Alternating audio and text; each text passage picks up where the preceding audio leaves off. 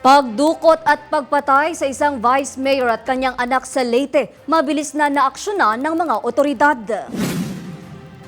Inaresto ng PNP Anti-Kidnapping Group ang tatlong primary suspect sa krimen kagabi sa Pasay City. Kinilala ng pulisya ang mga suspect na sina Kim Taboy Solayao, Reniel Galsa at Mark James Generales Taboy na pawang mga residente ng Base Samar.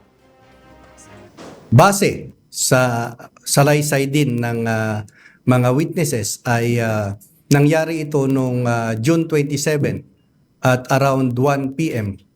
in the afternoon. Doon mismo sa warehouse ng mismong biktima. At siya ay kinuha ng itong tatlong suspect na kalalakihan.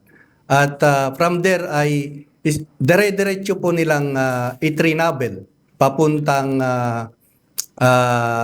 Silago, Southern Leyte.